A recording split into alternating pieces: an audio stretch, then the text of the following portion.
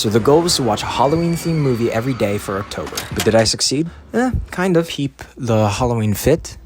I'm cousin! I know I'm severely late to this, but judging from the title, it would be a waste if I didn't, at least make something out of this. So here we are. I've always had a soft spot for Halloween. It's not really a holiday I celebrated a lot as a kid, nor did I really understand forcing yourself to get scared once a year. A lot of my friends growing up were really, really into horror movies. People would always say, oh dude, have you seen Human Centipede or something like that? Just, I still haven't seen it yet. But as I grew older, I was able to catch a few more horror films with friends, and I guess I was able to appreciate it more. So I guess being a latecomer to the genre of the series, I missed out on a lot of iconic horror films. So to catch up, me and my friends put a list together of over 60 movies, and my goal was to watch at least one every day for 31 days straight. I mean, not everything had to be from the list, I just had to watch something Halloween themed that day, and that gave me some leeway. You'll see. Pulling up Letterboxd because there's no way I memorized all of this. All right, here we go.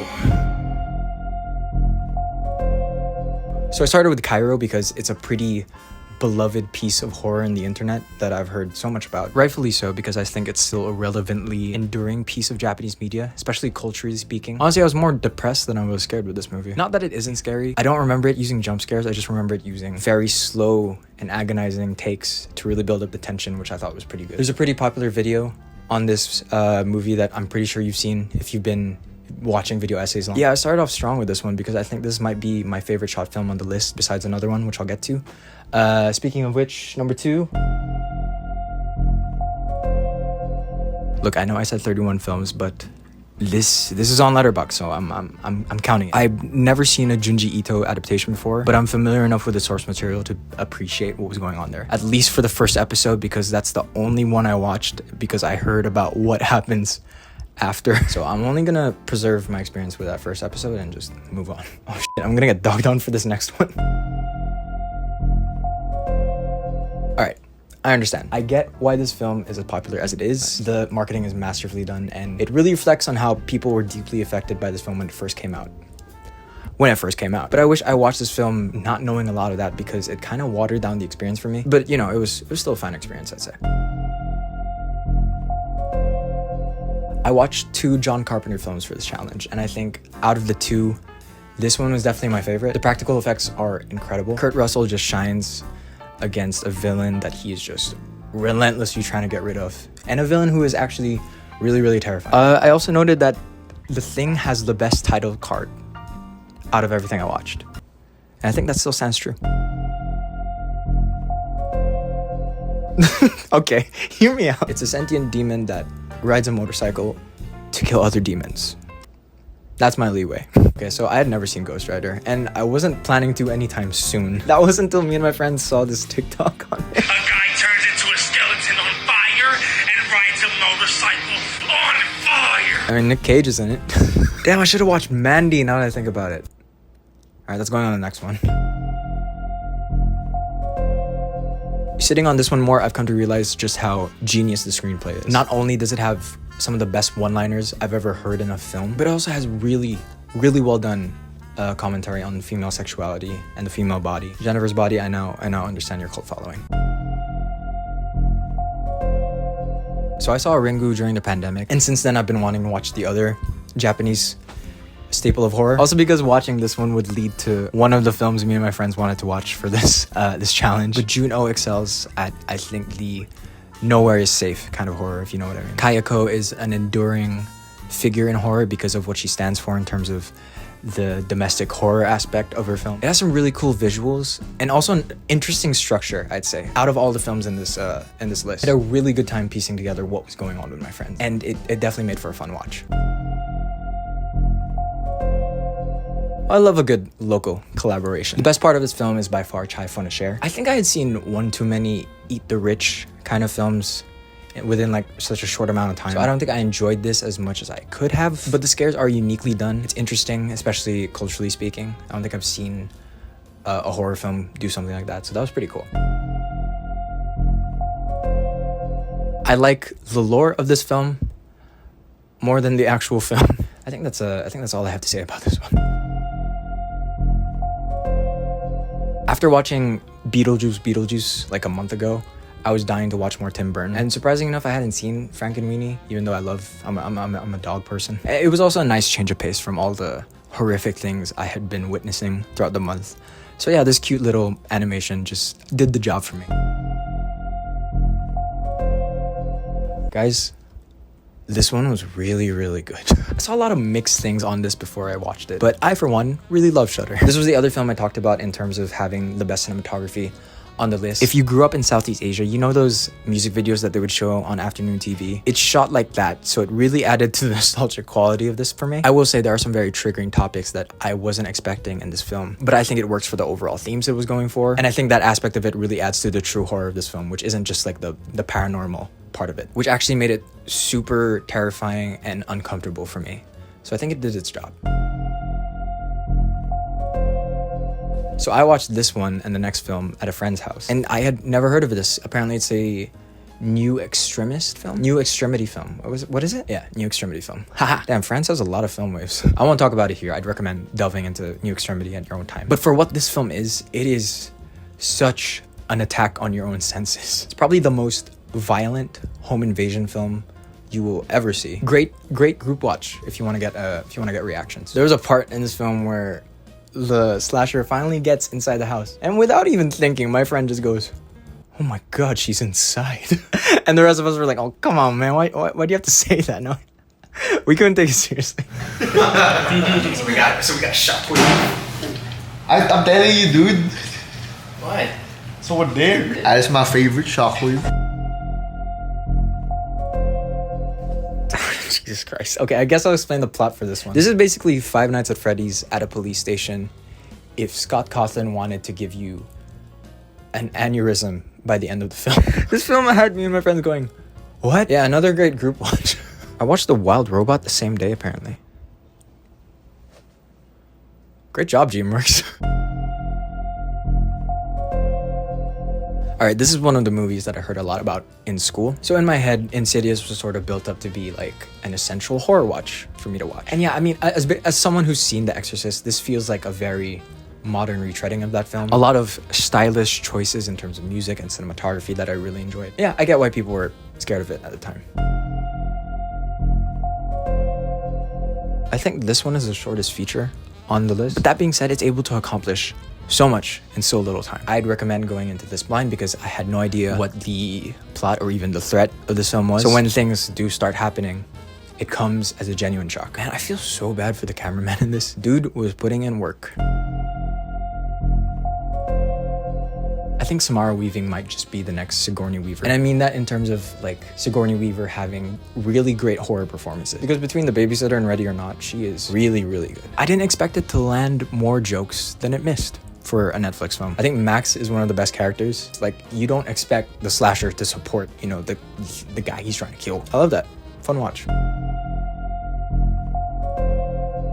Ooh, okay, this might be my new favorite slasher. For something so simple and so obviously low budget, the film is really engaging and it has so much going on underneath the surface. And I mean that in terms of the period of time that it was made. I think this film being a really deep reflection of that period of violence made it seem really apocalyptic, both in terms of like the visuals and just that general atmosphere of this film. But that being said, the film is surprisingly not that violent. Oddly enough, it's where you fill in the gaps with this particular slasher that made it more terrifying for me, just because of some of the things that happened to some of our characters here. I'm not going to talk about it, but yeah, great watch.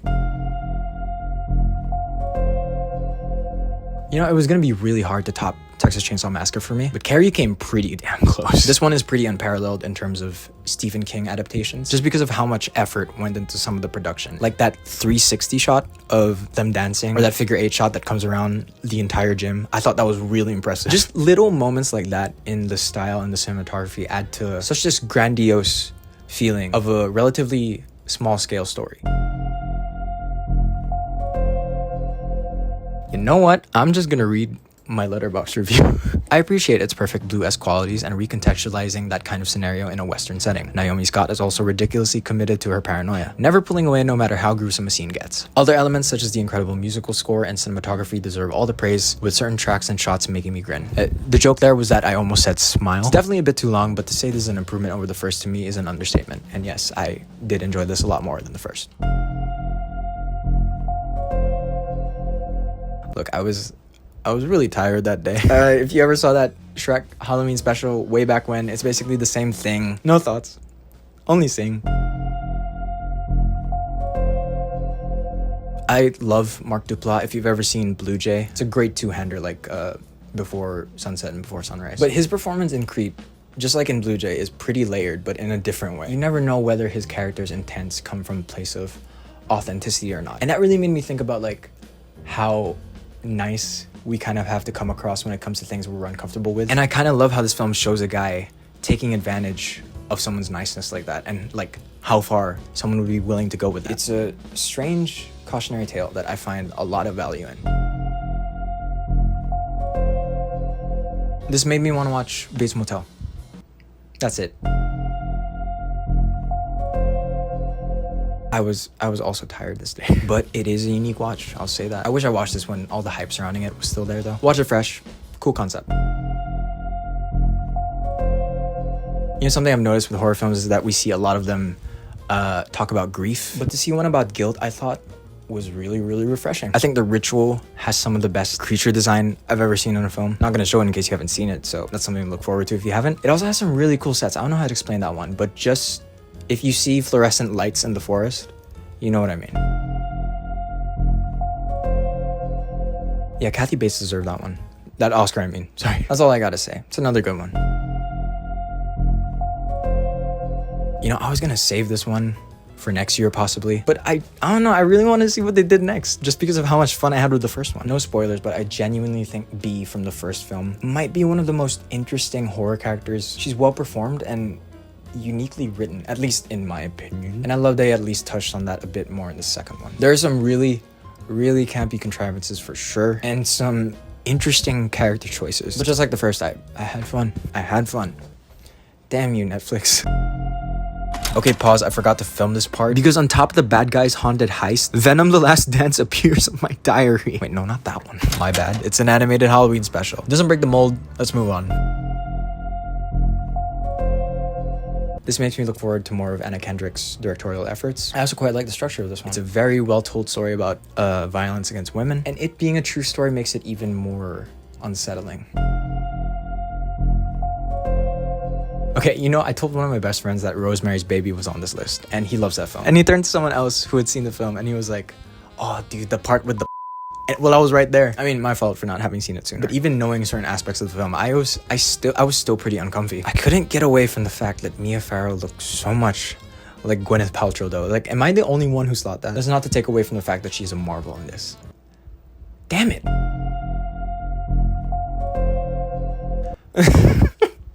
Alright, I'm gonna be real. The only reason I wanted to watch this was because one of the shots in this is homaged in the Chainsaw Man intro. Sue me, or sue the creator, actually, now that I think about it. This film is such an oddity of tone and character. One thing I will say about this film is that there's a scene where characters have to perform an exorcism, and whoever did the subtitles in my copy of the film just decided to put Harry Potter spells like over the exorcism chants. It was what is this? I don't know, it kind of added to the experience. The fight was underwhelming, so I had to take what I could get. Big surprise, I watched Halloween during Halloween. It was so funny because 20 minutes in, my friend asked me what she should watch for Halloween, and I recommended literally everything but Halloween because I was still in the middle of watching it, so I couldn't really recommend it. And then after I sent my whole list, she goes, I'm gonna watch Halloween, and I was like, okay, get on Discord, let's watch this thing. John Carpenter is very prolific. I don't know how he does it. This being the birth of the slasher subgenre, of course, that basically leads to, you know, like the same cliches that other movies would take a stab at. But it, you know, for a horror movie, it has such an odd and cozy atmosphere that I really dug, and honestly, I adore it. Oh, and the score, iconic, too good. You can't not like this film for all its quirks. If I was fighting Michael Myers, I'd just be running because that dude is slow as hell. And yeah, that was it. I'm so sick of horror movies. But no, I had a genuinely good time. Thank you to my friends who attempted to join me in some of the parts of this challenge. I don't think the experience would have been as fun without you guys. That is my favorite shockwave. It is really strange how much people love this genre. But I think that just kind of reflects in how we kind of just keep a lot of things in, you know, and we're not allowed to show these more animalistic or more nihilistic sides of ourselves as society. Which is why whenever we see a slasher finally get released or go for the big kill, people cheer in the cinema. People want to see that part of ourselves that we repress reflected in media. I think that concept is just so interesting, and I think watching these movies made me appreciate horror overall, as a whole. So I'm glad I did this. You know, the Academy should recognize them more, because they miss out on a lot of potential just like not promoting the interesting storytelling that happens in horror. Like imagine Best Picture winner, Last Shift.